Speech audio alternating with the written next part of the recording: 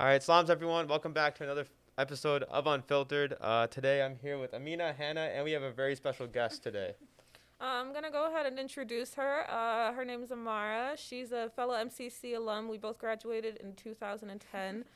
She was our valedictorian. Oh my gosh. Yeah, I'm going to do that today. And she she was also a valedictorian at CPSA. And then she got her bachelor's in biomedical engineering from IIT. And now she is a third-year medical student at UIC. Did I leave anything out? You could have left more out. Okay. And you might hear me calling her by her nickname. If I do, I'm very sorry. What is the nickname? Nope. I'm just going to leave it unspoken for now. I guess we'll hear it throughout the pod then, randomly. So today we're going to be talking about the COVID vaccine, the coronavirus vaccine. As you guys know, we're living through a pandemic, and alhamdulillah, or maybe not, there's a vaccine that's come out that some people want to take, and a lot of people are saying they don't want to take. So today we're going to discuss those options, especially with some medical advice behind us, and backed up with some research.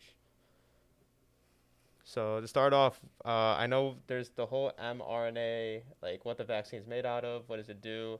And I was hoping, Amarah, maybe you could explain that to us, some people that don't have like a med school knowledge or background. Okay, sure. So mRNA basically closer? Okay.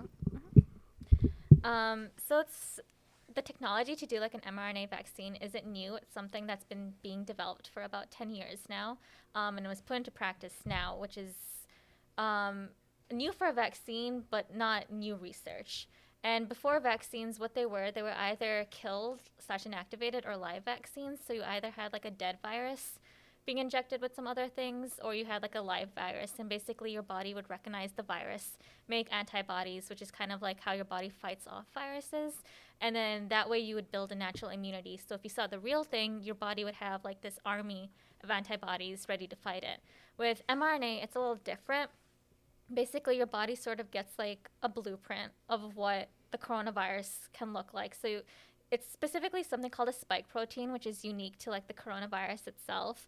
So the injection is sort of like the blueprint to make this protein. So it gets picked up by some cells in your body, and they display this protein. And then your body's antibodies recognize the protein. They get made to like defend itself against the spike protein. So when they see the real thing, the real coronavirus, they recognize the spike protein, and they'll be ready to prepare and fight off the infection. So it's a little different method. Instead of actually putting in the virus, they're putting in something that looks like the virus so that your body can recognize the virus when it really comes. Got it. So for like a flu shot, like people like an annual flu shot, that would be like the flu weekend that they inject into you, right? Yeah, part of it? So the flu is like a killed virus, so it's dead. And then this is just like a synthetic, complete different version. Like this is not the COVID that they're injecting into you. Right. It's something completely else. It's not like the COVID virus at all. It's something that looks similar to the COVID virus. It's how the COVID virus would be built. So it's like, I don't know, if you see like a twin, it's not the same thing, but something similar. Got it. Cool. That was really confusing. I hope you guys at home understood that. Yeah, pretty much the biggest thing I took from that is like it's not COVID being injected into you. Yeah, but it's like a mirror version. Even those vaccines that have like inactivated viruses are harmless. Like they're not going to hurt you. Otherwise, they wouldn't be vaccines. So for the rest of you guys, are you guys for the vaccine or against it? I'm 100% for the vaccine. Yeah, I'm also for it. I am also for the vaccine. Yeah. Wow, we got a lot of pro-science here. Yes, very pro-science. But a lot of people are hesitant, and I understand that. Even initially, before any of the research came out, I read it, I was hesitant. And it's really, I think, more of a response to the whole Antivaxx rhetoric and logic that's been coming out in like the last 10 years. And even people, who don't believe in our parents, I think most of them have vaccinated us. Even them, I think, are a little hesitant because it's just in the back of your mind, like, what if it does something? And it's definitely directly from like the fear that's been created around vaccines. So I think it's understandable if people are hesitant. Yeah. I wanted to ask you about the anti-vax rhetoric because I was talking to another member of the podcast about it, and like they didn't hear about that whole conspiracy with vaccines and autism. Okay. And so I was wondering if you could like go into that at all. Yeah, basically there was a British, I believe, doctor. His name was Andrew Wakefield, and he published some research that created a link between vaccines and autism. And later on, this research was debunked. It was kind of like taking into questions the methods which were used. But the fact that it had been put out there, it was like a very new thing. And, you know, he was just saying, like, was there some sort of link? But it was definitely meant to be sort of like exciting that, oh, there could be this link. And I think as vaccines, that's something that like every kid gets. It was grabbed onto by a lot of people who either distrust science or just are not knowledgeable enough to, you know what's going on, or just, parents who are concerned for their kids and obviously don't want to be causing their kids autism if they can help it. Of course, that's not what the vaccine causes, but that was what their perception was. Yeah, it's really frustrating for me because one of my best friends is autistic, and her parents actually were anti-vax, so she didn't have her shots as a kid, and she is just as autistic as she would be had she actually gotten all of her immunizations. And for me, what frustrates me the most about it is the idea that a sick child is better than an autistic child, as though autism is like some kind of curse or something that's like ending your child's life, which is like very ableist and very like just cringy all on its own. But yeah, the anti-vax movement has gotten a lot of steam in the past couple of years. And Andrew Wakefield, he can't practice medicine anymore, but he's still speaking at anti-vax rallies. He's still like the mascot. And so that's like extremely frustrating. I think part of it is you don't see the scary things like measles, encephalopathy, or like polio, and how people back in the day had to be put in these like iron coffins that would help them breathe. And so when you don't see these things, you're like, how bad could it be if my child doesn't get the vaccine? These things aren't really around. But before the vaccine came out, these viruses, they killed a lot of children, a lot of people. And, there's been like resurgences of measles and things like that because of the decrease in vaccinations. Yeah.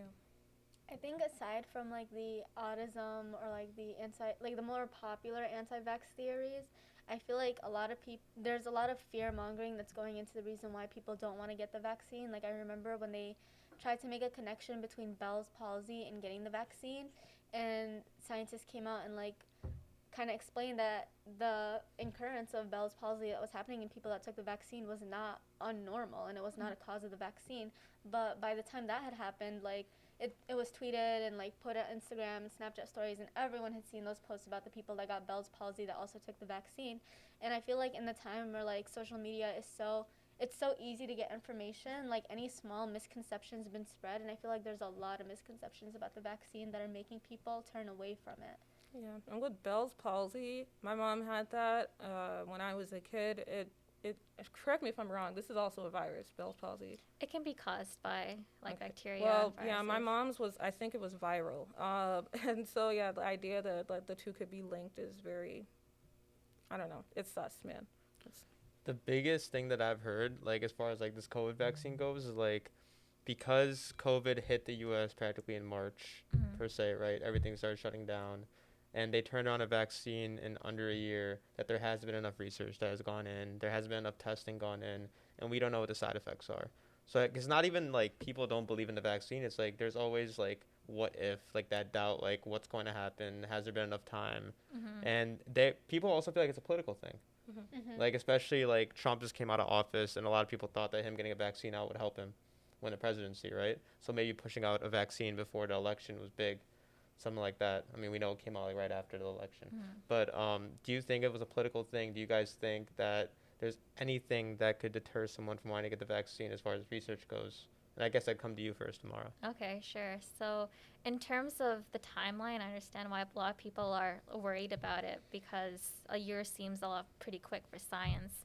But I think one thing to stress is the actual like technology behind mRNA vaccines is something that's been around for about 10 years now. So they kind of put that into use now. And things like safety checks, the different phases in vaccines, like first checking if like people have reactions to it, if it works, and then, broadening it. Those steps weren't really skipped. Something like a company like Pfizer might have combined phase 1 and phase 2, as in they didn't wait specifically for phase 2 for some parts of it, but it was not rushed. It was every step was taken, this proper security measures were in place. There wasn't any sort of research that was rushed. Yes, it is like emergency authorized, but in terms of adverse effects from vaccines, it wouldn't be anything that the vaccines already have adverse effects from. Mainly that's if you are allergic to some component to the vaccine and you have like an allergic reaction. And I got the first dose of the COVID vaccine, the Pfizer one, and they had us wait in the room for like 15 minutes to monitor us to see if we, developed like an allergic reaction. And that's really the main things that will happen from a vaccine. If you do have like some other conditions where you can maybe get like a very, very like small chance of developing some complication, but that's something that would have been known to you from beforehand and you would have had the same reaction with other vaccines. So it's not like the COVID vaccine itself will create something new that hasn't been found, most likely. Yeah, building on that, I think a lot of people think that like getting the vaccine may pose a greater harm to you than actually getting COVID, especially for people our age that are like probably in our 20s or younger. Like we've seen effects on most of us where if you get COVID, it's like not that many symptoms, lingering effects, and it goes away and you're fine for the most part. There are cases where people die. But they'd rather go through that and build antibodies than risk some kind of crazy mutation through a vaccine that they heard about online on Instagram. What would you guys say to that? I just think it's really interesting that people are more afraid of the vaccine than they are of actually catching COVID. And they use the argument of we don't know what's going to happen like 10 years down the line from getting the vaccine, but we also don't know what's going to happen 10 years down the line from getting COVID. Like we still don't know what the very long-term effects are. I know personally, like in my family's own experience of catching the virus, like it happened like very early on in March, and my brother lost his taste and smell for 9 months. That's he did crazy. not get it back for almost a full year, and he could not taste or smell. Same with my parents. Like my mom still to this day cannot smell anything. And I just feel like as more people have caught it, more people have like kind of like lessened like how bad it is, especially because they realize that if they're not elderly or they're not at risk, the chances are it's not going to be so severe. But we don't know that yet, you know? And so I feel like a lot of the misconceptions about the vaccine are like feeding into people's like kind of rhetoric against it. And I just think that it's really like ridiculous, in all honesty, that people have like a greater fear of like getting like the vaccine to protect them from it than actually getting the virus that it's meant to protect them from. Yeah, I think it's ironic because to enter a public school in the United States, you need to have like your full panel of immunizations, including varicella and MMR. And varicella, that vaccine didn't come out until the 80s. And we were all born in the 90s and the 2000s. So by the time that we came around, that vaccine was still relatively new. And so but people were still getting those vaccines because it was better to have the shot than to actually get chickenpox. And the same thing goes for like measles, mumps, and rubella. Like that one came out right before right after my mom was born. So all of my family members were like among the first people to get that vaccine as well. And I don't see them having any regrets or second thoughts about those either, especially considering that when they were coming up, people were still getting and dying of measles. So it's like, I don't know, people really need to put things into perspective and understand that this is not the first time we've come out with a vaccine for a virus, and it's probably not going to be the last. So it's like, I don't know, some of the misconceptions and some of the fear-mongering, I think it's just getting around a lot faster because of access to social media and stuff like that. Which definitely speeds things up, but at the same time, I feel like you have to do your own research and make sure that it's not through social media and more like credible sources like the National Institute of Health or the CDC. I almost forgot what they were called. Or Dr. Fauci. I think there's also been like a lot of distrust in these medical professionals and kind of the government almost because paid off all those rumors. Right. I remember like quite distinctly in like the beginning of the pandemic, like Donald Trump said some not so favorable things about Anthony Fauci, and then all of a sudden 70 million people voted for him like in this past election. So that means like of that 70 million, how many of them are believing everything he says blindly? And so I feel like so many people took to heart when they said, I mean, in his own words, he said, "Don't trust science, trust me," when he was talking about the vaccine. He told people to inject themselves with bleach, So I feel like with the past presidency that's happened, a lot of people have developed distrust in the government, anything that the government wants to roll out or anything that they say about the vaccine or the pandemic. And so you have so many of these people that are blindly believing these conspiracy theories. Like if you go on Twitter and you search up what the Trump supporters are saying about that vaccine, you have them talking about like inserting chips to track us and like the mark of the beast or something which relates to Christianity. And I'm pretty sure, right? I don't know. Yeah. There was like some kind of chemical or something that there was said to have been used, and it has like Lucifer in the name. Lucifer. Oh my god. So I think that Samarisol? No. something, and I don't know exactly what it was. I actually kind of have it in front of me, so I'll actually look into it. But they have that, and then there was also like this whole thing when it comes to like Muslims, right?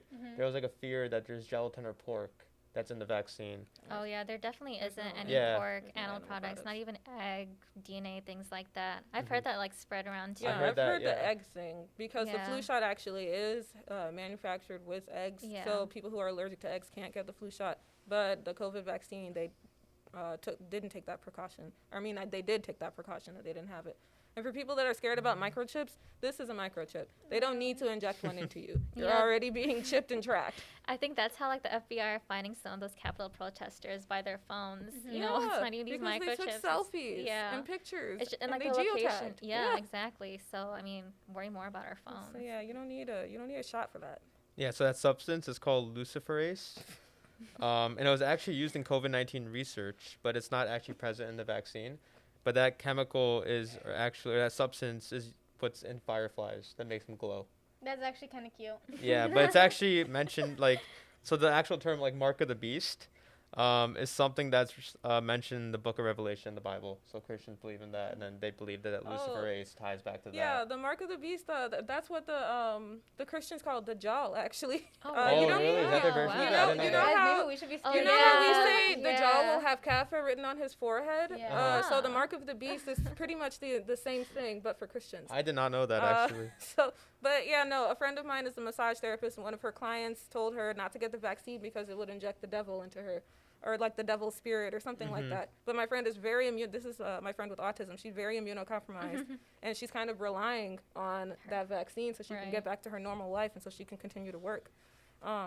Something I've heard, though, as far as, like, being immunocompromised, like, if you have a really weak immune system, I heard that you should definitely consult a medical professional before getting the vaccine. Oh yeah, no, she's getting, because at this point you're probably gonna have to go through like all of your doctors, and she's on Yeah. Medicaid, so she's gonna have to wait until she gets like referrals and everything to see Got her it. doctors, and she's gonna have to talk to them before she can even get in the door to get the shot. Go American Healthcare, but yeah, no, she's not just walking in saying give me the shot. She's more like weighing her options and everything, but she's just so much against her. And so I think that for her, she would rather, run the risk of with the vaccine than run the risk of getting COVID. And I've known her for a very long time. If she got COVID, it would affect her more like severely than it would any of us who us our age. And so I don't know. That's kind of the perspective that I'm coming from. I was thinking about my friend. Definitely. I think a lot of us think about that, too, right? Like, even young people, if we're known or happen to, like, take the virus a lot easier than other people, the fact that we're in, like, communication, we're always in contact with our parents or grandparents, like, you always got to be cautious with other people you affect in your life. Whether they're vaccinated or not, you should take the precautions so that you could protect other people. And that's kind of the way that I look at the vaccine. Even if I were to be able to get over it, per se, like, I'd want to not put other people in harm's way. Right. I mean, I think it's just basic human decency to not wish ill on other people, especially if you can, like, protect yourself and protect others from letting them get sick. So here's, like, another one, okay? So I've heard this one a lot. I've heard this one a lot. So this is the myth that you might see claims, okay, so COVID-19 will make someone infertile or impotent. Oh, that's what I was gonna. That's So- actually like a impotent. big fear Impotent. of myself. Like that's Yes. like personally, that's like a fear. That I would is a honestly have. legit fear, yeah. All Right? right, Yeah. let's bring it to Pookie and Yeah, have her let's tell hear us. about that one. So the way this came about, I think, is like some researchers who are like working on the vaccines are sort of just like talking out loud in like an AMA, like an Ask Me Anything. And basically one component that like that's in the mRNA, so like your body is going to build antibodies towards, is also found in placenta, and I think it's called SINCSHA1 or something like that. SINCSHA1 here, right? And so they were just theorizing out loud, like, oh, this is in the placenta, and then you got all these claims of infertility and things like that. And to that, I want to say that if it was true, then it wouldn't cause infertility, first of all, because the placenta is something that develops like 6 to 8 weeks after like the conception of pregnancy. So you can get pregnant. You're not infertile.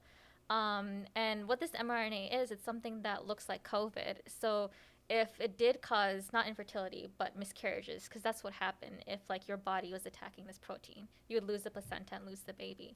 We would be seeing this in people who have COVID. We'd be seeing a lot of early miscarriages because their body is attacking this, Syncytia 1 in the placenta and they're losing it. But there isn't a lot of research out, but what is out there, we're not really seeing this, a lot of early miscarriages. And the other thing to think is that if you get another thing to think is if you get COVID, well, the point I wanted to say is that in the trial, people were told specifically, like, don't get pregnant because pregnant women and women who are breastfeeding weren't included. And, like, a non-insignificant amount of women got pregnant. Mm-hmm. So you can still get pregnant. There's no infertility. There's no research that it causes early miscarriage, which is what would actually happen scientifically. So it's definitely a big fear. I mean, my mom was worried about that when I got the vaccine. She was like, you should have waited. What if you're infertile? And it's something that's really been passed around, and I get it, but it's just something that was sort of taken out of someone just thinking out loud about the similarities and just like blown out of proportion. Yeah, so there's no real link then between the vaccine and infertility. Yeah, because I mean, I worry about that too. Like, we're all us young ladies are childbearing age. I already have other issues going on with my fertility, so I didn't want to like jeopardize it. But at the same time, I kind of I don't know. I kind of knew that there wouldn't be like a huge link to the vaccine and infertility. Like, I have so many other things that will hurt my chances of pregnancy, but aside from a shot. So yeah, I wouldn't consider myself too worried about it. I'm not gonna lie. Yeah, there's no research linked. We don't even see that with COVID. So I would say that's definitely very low on the list of things. It shouldn't even be on the list of things to be worried about. Zooming out, when we're looking at like the vaccine in general in the world, right? I was reading a chart the other day, and it was like, so the vaccine is supposed to be distributed to everyone in Europe and the U.S. by like, it was like fall of 2022, like for sure 100%. Everyone should have access to it. And then it was like Africa, third world countries, India, Russia, South America, like 2026, 2025. So if we talk about herd immunity in the U.S., right? It's like, I think it's 60% or 70%, Fauci was saying, to achieve like herd immunity. What does that mean for the world if most people aren't going to have the vaccine come 4 years from now even? Right. I mean, it's scary to think about. Even the claim that, we should have access to the vaccine is very specific, because just because you have access to it doesn't mean that you're going to take it. You could have gotten it. And I think Biden said the other day 100 million shots by like fall of this year, but then the vaccine is a 2-shot series, so really that means 50 million people vaccinated. Right. It's 60 to 70 as far as they reported for like the 100 million shots by 100 days, like that's his plan. Right. And they said like the final estimate for how many people could get that vaccine is 60 to 70 million Americans to get like both of the shots. Okay.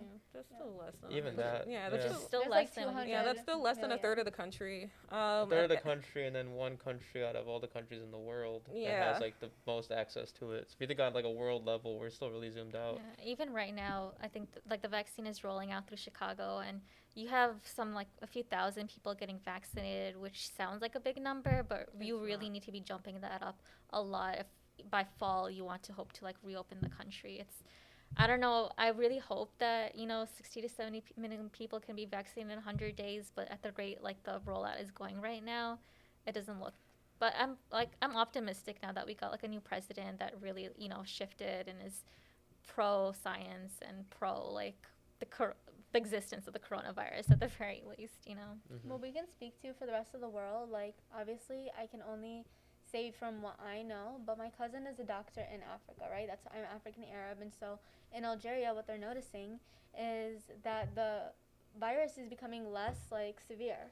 Like as more and more people catch it, like I think that they said that the whole country is about to catch it, because they have now been taking like mask mandates seriously. Think about it, 3-4 years too without a vaccine. Like Right? You just gotta prepare at that point to catch it if you already haven't. I mean, that's what they're saying, like, because, like, obviously Africa is going to be, like, one of the last places to get the vaccine, and that's, like, a whole other issue regarding intersectionality and class and race, and what, like, the medical experts in Algeria are saying is eventually everyone will catch it, and by then, it's not going to be as severe. People are going to get all the same symptoms, because what they're noticing is cases are becoming less and less, like, serious. Like, less people are getting hospitalized as more people catch it.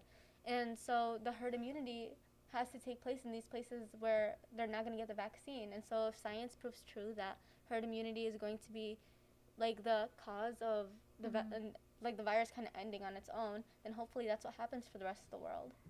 I think the part about herd immunity is it's something that's been said a lot, but there's so little research on COVID, and I know you mentioned people still have side effects, still long after they get it, but there's also been some preliminary research that you can get infected again with COVID if you've had it once before. So in like the hope that we can get herd immunity, but that's not taking into account the millions of people who will have to die, mostly, elderly or people with comorbid conditions who are just sort of sacrificed because, they weren't able to get access to vaccines or, being able to social distance properly. But also, if you get COVID once, you could get it again.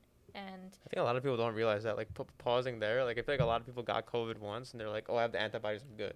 right. Yeah. Like, when does that fade? When do people, like, get it again? When are they able to get it again after they had So COVID? there's been preliminary research. So this is all very early, but some months after, there have been studies that show people can get reinfected.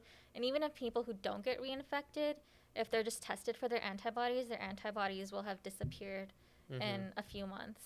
Not saying everyone. I mean, some people do maintain it. And I do want to mention that in terms of antibodies from the vaccine, that research isn't out yet either, because the thousands of people who were, studied in phase 3 of the trial who got it before we all did, they're still being tested to see, if their antibodies, how long they're lasting. So we don't know if this vaccine is going to have to be an annual one. We don't know yet if it covers like other strains and things like that. But it's still our best bet compared to risking catching COVID naturally, developing side effects that might last for a very long time. And I think it's different. Like, you've had your family go through that, and you've seen it in real time. And I mean, in the hospital, I see people in their mid-20s like pass away from this virus. And I think it's different once you've seen someone your age or seen someone in your family be affected by it, and then it becomes much realer to you versus if you haven't really seen that. I think I've seen that people just take it a little more lightly. Yeah. I've definitely noticed, like, a change in how serious it was.